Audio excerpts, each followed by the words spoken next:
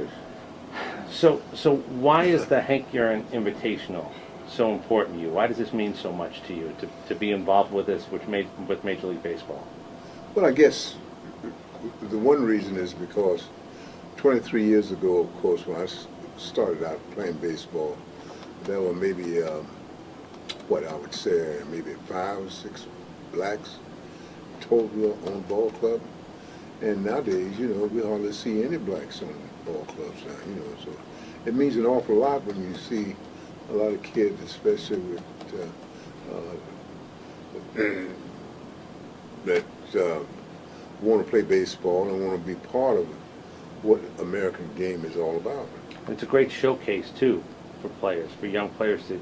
This kind of competition is sometimes not easy to find any point.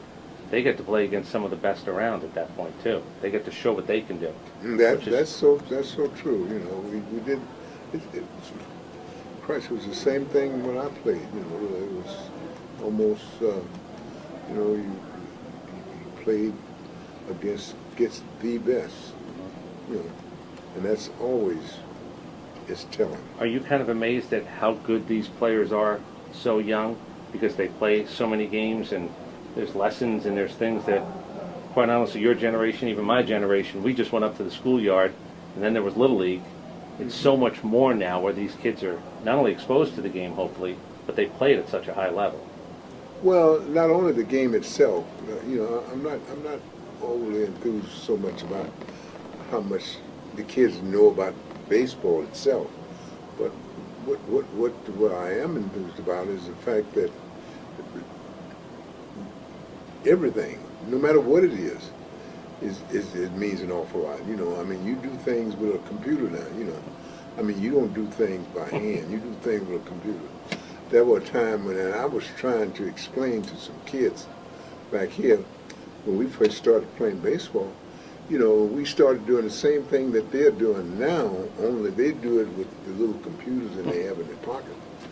We would take a picture that was pitching the next day and would put him in the stands and would draw a baseball diamond and make him figure out, for example, if Warren Spahn was pitching, he had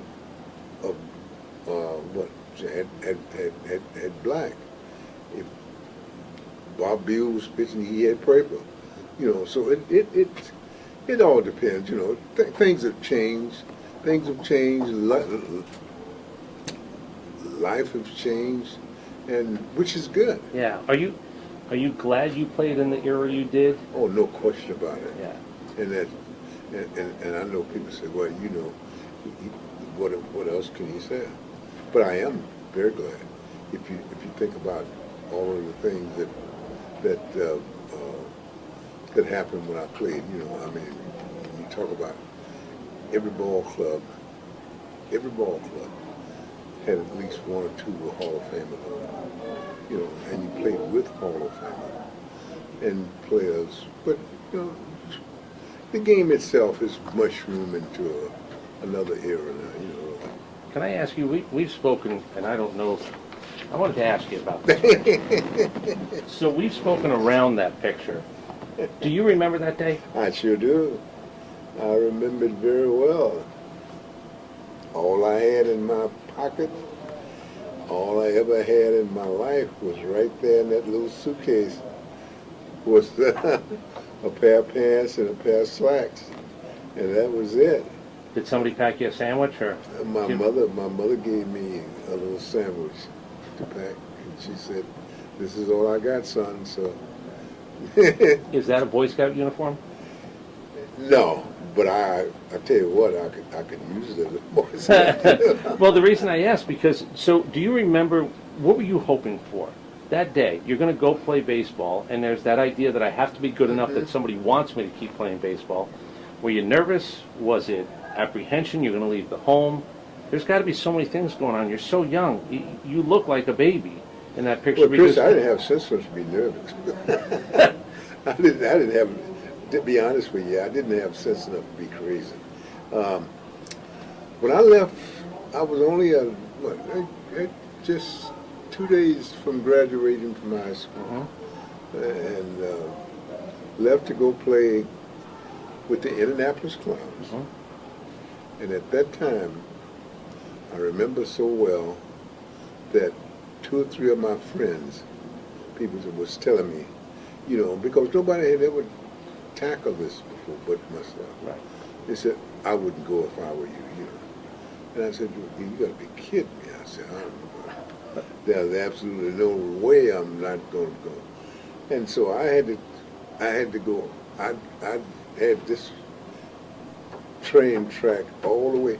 You know who carried me to the train? No. Who carried me down? It was my sister, my oldest sister who passed away.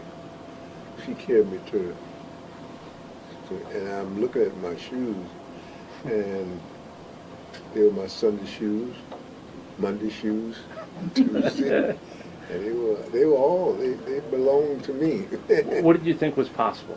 What did you really think was possible at that point in your life? I didn't know. I don't know. I don't know what really happened. You know, if I tell you a story, you know, it was a story that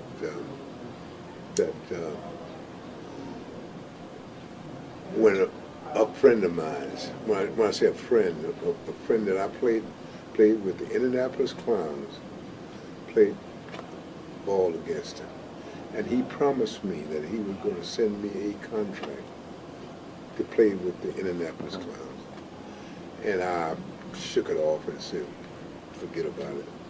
And little did I know, I did get a contract. Wasn't much of a contract, but it was a contract. You know, I mean, hey, you know, and what was it, $200 or $300 or something like that. I don't know what it was, but I got it. And I decided that I was going to go and give it a shot. Was there a point where you realized you were good enough, capable enough? Was there a moment when you just said, because these are grown men too. That's You're playing right. against grown men. You're right. Yeah. Was there a moment where all of a sudden it became, I don't want to say just baseball because the game was hard at any level, but did it become just baseball when you felt comfortable? At a point it did. Yeah. At a point. I started realizing that, you know, although I'm playing with grown men, that I can compete with them as well as they can compete with me. I did find that out to be true. I just want to finish up with 2 quick things. Are you still amazed when grown men, multi-generations of people recognize you, see you come up, and they try to explain sort of what the game, baseball, but you in particular mean? Is that still this many years later? Is it still sort of amazing to you? It's amazing to me about the way that they try to explain it to me. I realize it, you know, that, you know, playing the game of baseball many years ago was relatively easy in some ways for me, and yet I took it as a job. I expected it as a job. I looked at it as a job. I went to work as a job. Some players went to the ball club and they couldn't shine their shoes clean enough before they be looking in the mirror. You know, that never bothered me. It never bothered me. It never bothered me. It never bothered me how I looked. The only thing that bothered me about how I looked was when I struck out or couldn't hit a pitch. Because was that failure even 5 years into your career, 10 years into your career? Because they're getting paid too. The guys on the other side they're getting paid to try to strike you out. But did that feeling ever go away? Was the strikeout the one that you just said that's not acceptable? Never went away. Yeah. I had a friend of mine named, well, I told this story and I'm not going to try to tell it again. But I told a story this morning about a friend of mine that I've been knowing named Sam Jones that I knew very well. And we used to barnstorm after the baseball season was over. And we used to, and he was, well, forget about how he looked or what, but anyhow, we used to give him write little notes on paper. Ham sandwich, chicken sandwich, turkey sandwich, da-da-da-da-da-da-da, and give it to him. and tell him to go in town and make sure he give it to the man behind the counter. Well, he did. And he went, did everything he told him to do. He went right behind the counter and gave it to the man. And the man said, "What do you want?" And he told me he couldn't talk. he thought he was deaf. You know, he couldn't speak. but we, you know, you have all of these little tricks, Yeah. the little trees that you had, and you had all these different little things. I just want to ask you one last thing. Have you ever dreamt about being a young man again, where you're playing? Has that ever happened to you? Because some players, it's really interesting. I've asked other players, have you ever gone to bed and had those dreams where you were young and you were playing? And To be honest with you, I never have. To be honest with you, I never have thought about it. I never thought about it. You know, and maybe I'm not answering you right. Maybe I'm not answering. well, do you think you were so satisfied with your career that you're not trying to relive it again? I mean, because some players do say that they've woken up and they were young, they were playing again, and it is interesting. So that's never really happened to you. You've never really. Well, now satisfied? No, never been satisfied. I never have been satisfied. In fact, I said today, there was one thing that I always dread, and was the worst thing in my life that that I did was winning the Triple Crown. I thought that was the worst thing in my career as a baseball player.